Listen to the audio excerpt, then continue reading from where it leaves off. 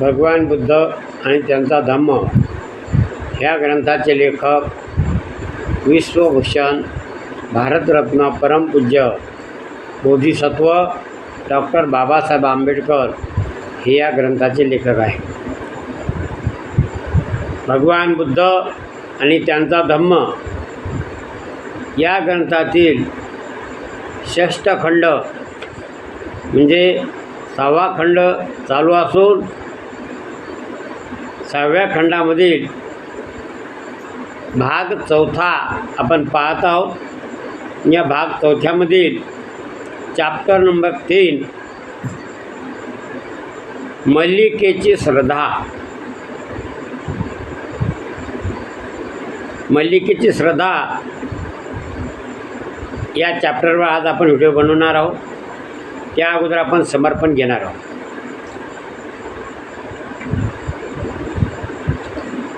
सुखो बुद्धानुमुपादो सुखा सधम्म देशना सुखा संघर्ष सामगी समागान तपो सुखो. सुखद बुद्धाचा जन्म, सुखकर सद्धम्मोपदेश, सुखकर संघ एकता, सुखद समूह तपस्या. धम्मपद बुद्धवग्गो 1494 समर्पण संपलेलं आहे आणि आजच्या व्हिडिओला आपण सुरुवात करत आहोत. मल्लिकेची श्रद्धा. एकदा जेव्हा भगवान बुद्ध श्रावस्तीच्या जेतवन आरामात राहत होते तेव्हा एका गृहस्थाचा एकुलता एक प्रिय पुत्र निधन पावला. ह्यामुळे त्या गृहस्थाने आपला व्यवसाय व खाणेपिणे सोडून दिले. तो दररोज स्मशानभूमीत जाई आणि मोठमोठ्याने विलाप करी. म्हणजे स्मशानात जाऊन तो रडत होता मोठमोठ्यानं. हे लाडक्या मुला, तू कुठे आहेस, तू कुठे आहेस असं म्हणून तो मोठमोठ्याने इथे रडत होता त्या स्मशानभूमीमध्ये. तो शोकग्रस्त पिता भगवान बुद्धाकडे आला व अभिवादन करून एकीकडे साईडला बाजूला जाऊन बसला.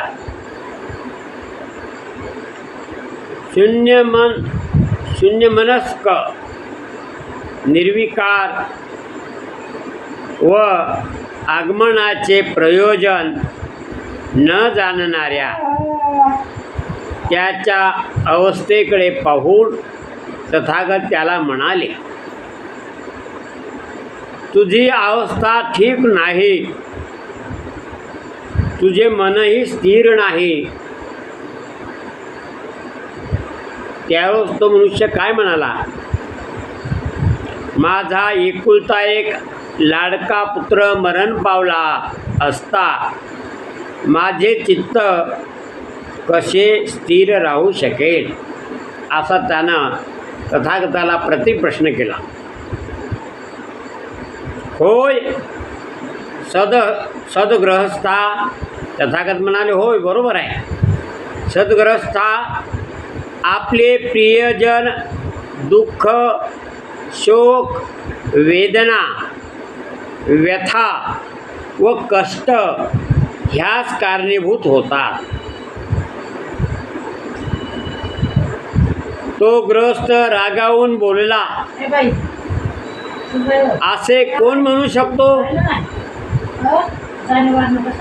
छे, आपले प्रियजन आपल्याला आनंद आणि सुख देतात असा तो म्हणाला.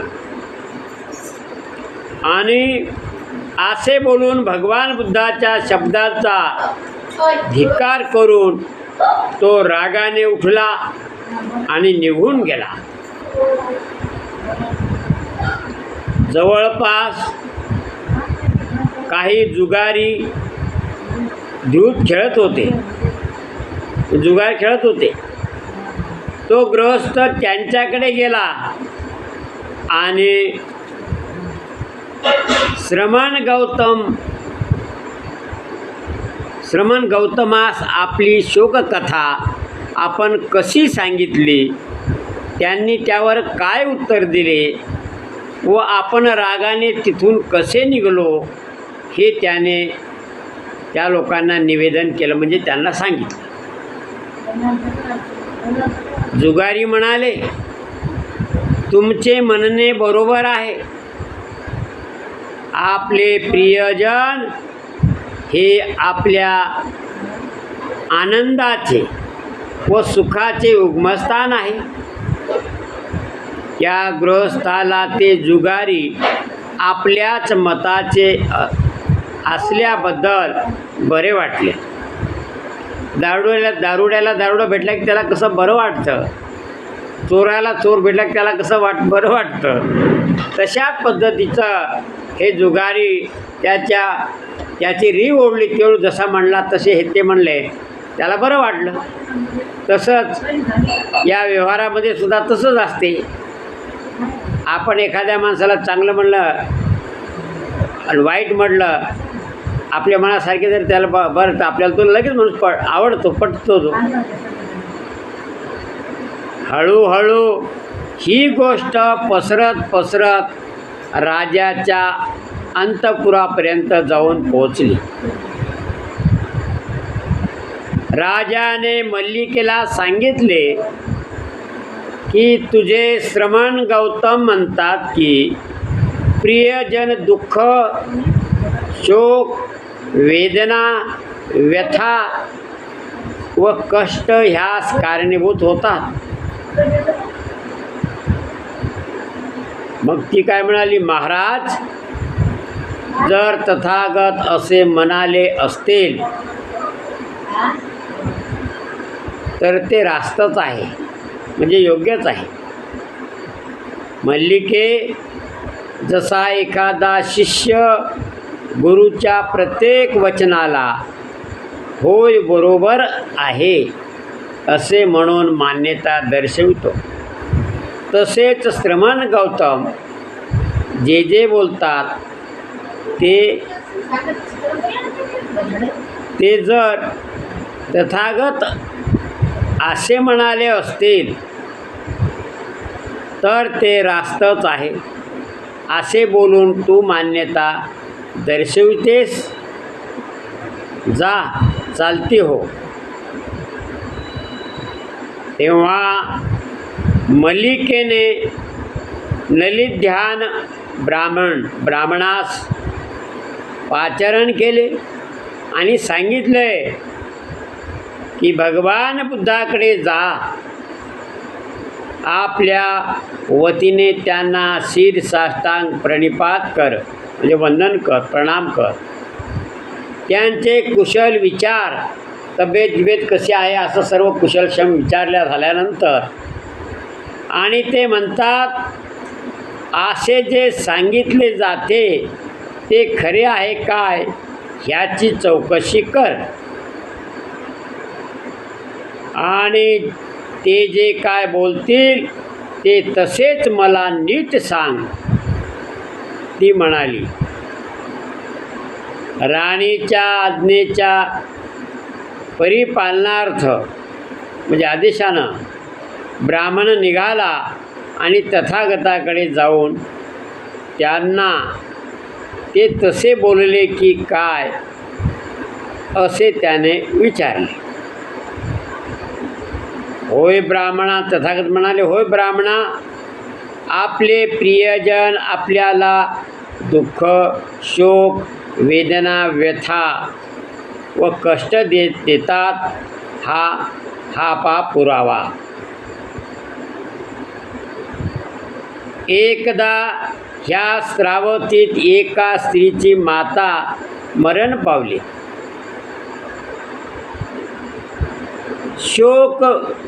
शोकविहल होऊन वेड्यासारखी ती रस्त्यातून भटकू लागली. कोण? त्या मुलीची जिची आई वारली ती बाई अशी रस्त्यानं भटकू लागली. आणि माझी आई तुम्ही पाहिलीत का? माझी आई तुम्ही पाहिलीत का? असं लोकाला रस्त्यानं येणाऱ्या जाणाऱ्या ती म्हणू लागली. माझी आई पाहिली का, माझी आई पाहिली का, तिची आई मरण पावली, असे प्रत्येकाला विचारू लागले. दुसरा पुरावा, श्रावस्थेतील एका स्त्रीचा पिता, बंधू, भगिनी, पुत्र, कन्या व पती, जवळजवळ सर्वच नातेवाईक निधन पावले.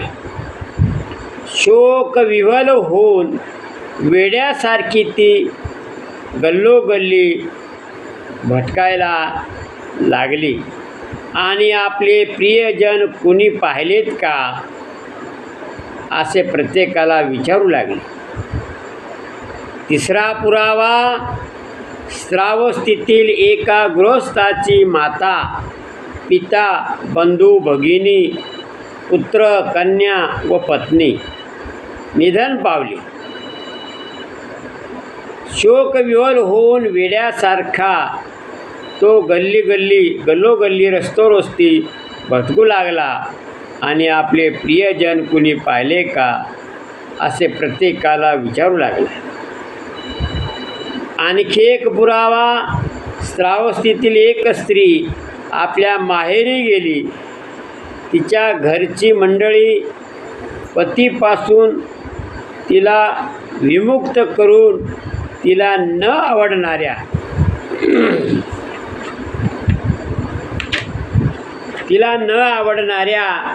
दुसऱ्या एकाबरोबर तिचा विवाह करून देण्याचा विचारात होते.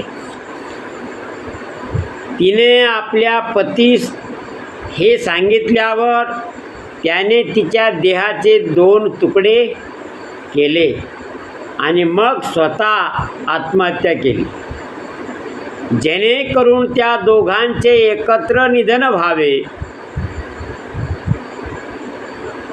नालिंद्यन ब्राह्मणाने हे सर्व कथन बुद्धानं जे केलं होतं ते राणीला यथातथ्य म्हणजे जसंच्या तसं येऊन कथन केलं. तदनंतर म्हणजे त्यानंतर राणी राजाकडे गेली आणि म्हणाली, आपली एकुलती एक कन्या वजिरा आपणास प्रिय आहे काय? होय, प्रिय आहे. राजाने उत्तर दिले. आपल्या लाडक्या वजिराला, ती राणी म्हणायला लागली, आपल्या लाडक्या वजिराला काही झाले तर आपणाला दुःख होईल की नाही? जर तिला काही झाले तर माझ्या जीवनावर त्याचा फार परिणाम होईल, असा तो राजा म्हणाला. महाराज, मी आपणास प्रिय आहे काय? मल्लिकेने विचारले. होय, प्रिय आहेस. मला जर काही झाले तर आपणास दुःख होईल की नाही, असा ती आपल्या पतीला प्रश्न विचारले महाराजाला. जर तुला काही झाले तर माझ्या जीवनावर त्याचा फार परिणाम होईल. महाराज, काशी कौशल नागरिक आपणास प्रिय आहेत काय? होय, राजाने उत्तर दिले. जर त्यांना काही झाले तर आपणास दुःख होईल की नाही? जर त्यांना काही झाले तर त्याचा घोर परिणाम होईल. आणखी निराळे कसे बरे होईल? तर मग तथागत याशिवाय निराळे काय बोलले का नाही? मल्लिके, राजा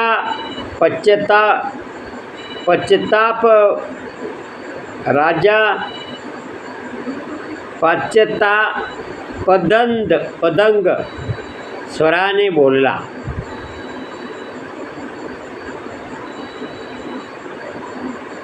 आता चॅप्टर 4 आहे. गर्भवती मातेची तीव्र अभिलाषा. एकदा भगवान बुद्ध भग्गदेशी भेषक भिसकल वनातील सुसुमार पर्वतावरील मृग उपवनात राहत होते. राजकुमार बोधीचा पद्मनामक प्रसाद म्हणजे महाल त्यावेळी नुकताच तयार झाला होता, पण त्यात श्रमण ब्राह्मणाचे किंवा कुणा दुसऱ्याचे वास्तव्य झाले नव्हते. राजकुमाराने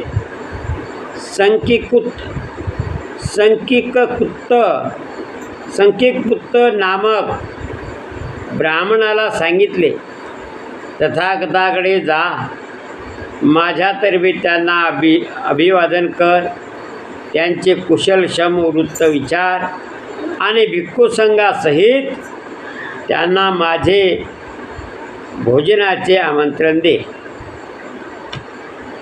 मग निमंत्रण भगवान बुद्धांना दिले गेले.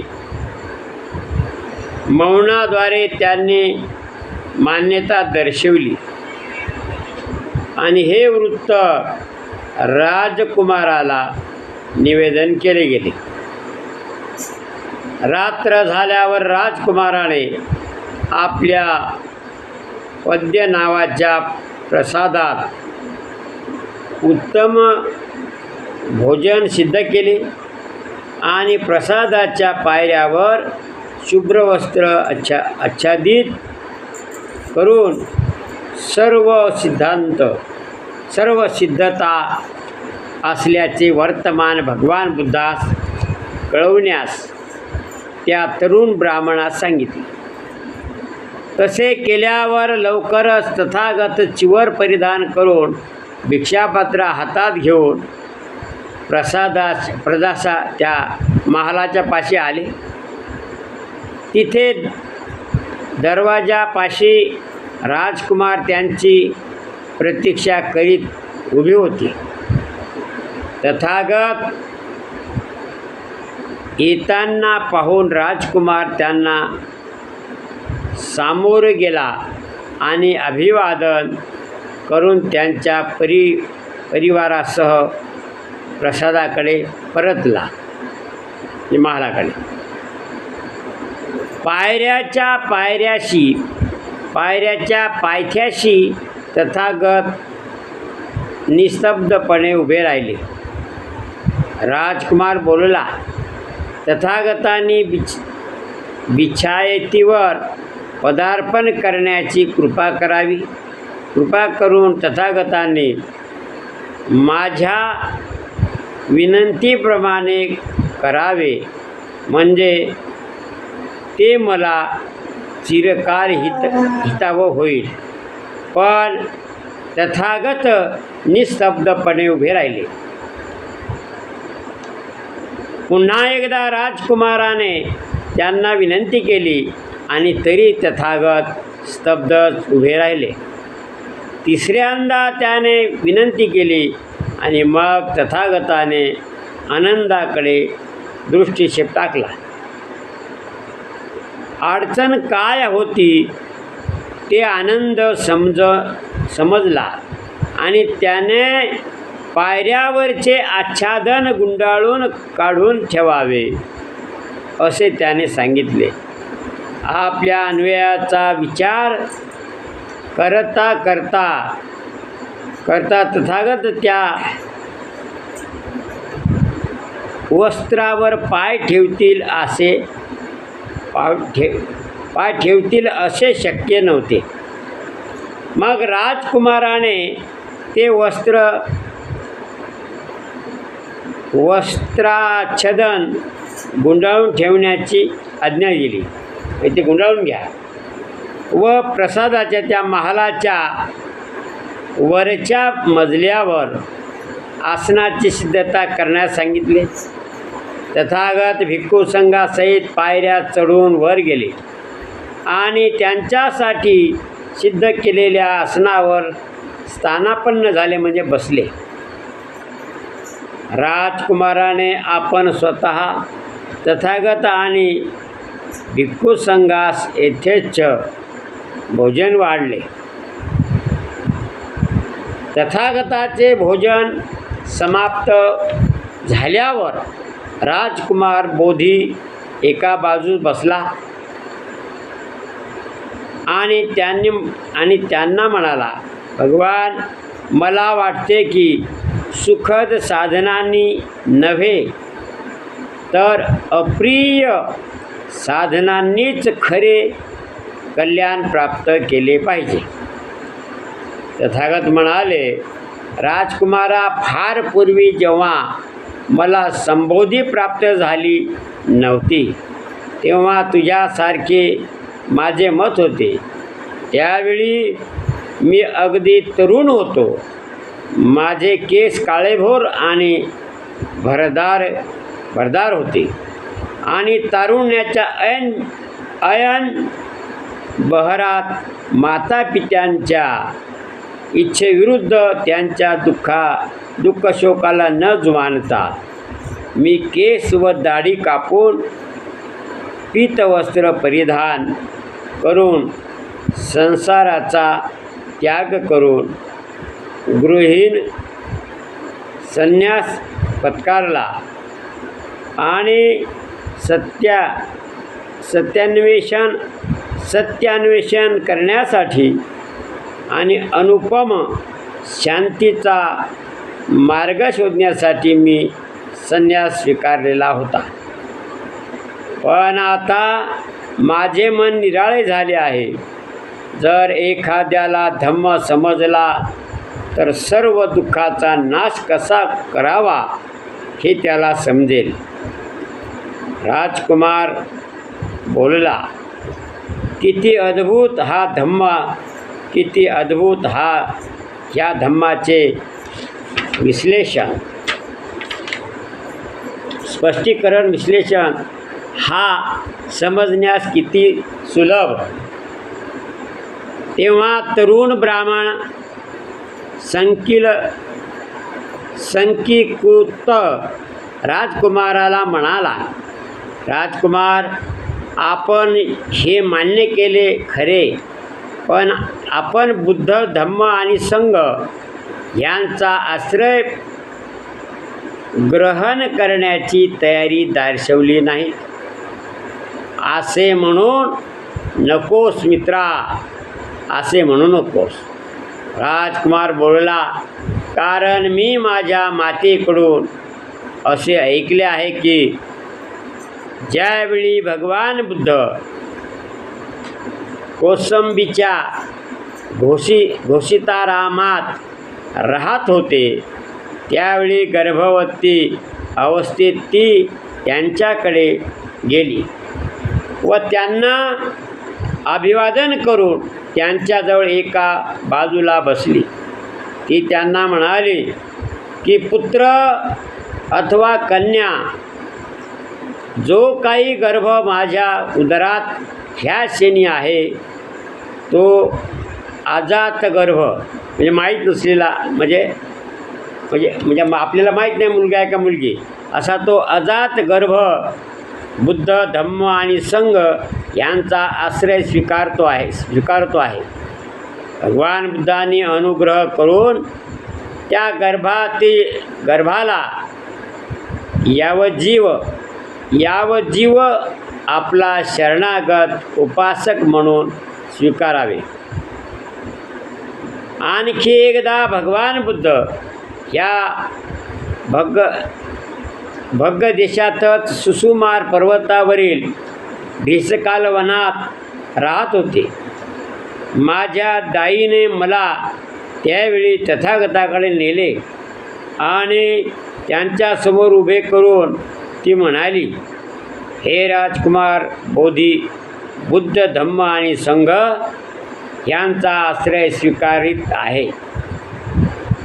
आता मी स्वतः तिसऱ्या वेळी आश्रय स्वीकारत आहे आणि तथागतांना विनंती करीत आहे की मला यावजीव, म्हणजे जीवनभर उपासक म्हणून त्यांनी स्वीकृत करून घ्यावे.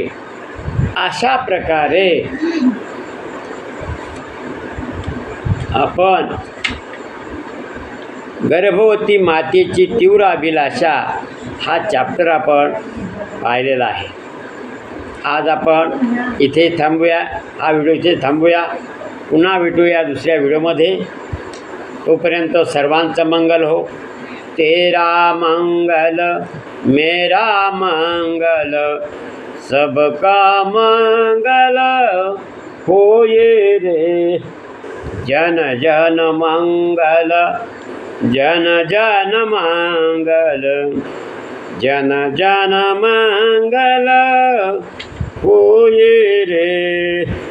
तेरा मंगल मेरा मंगल सबका मंगल होए रे.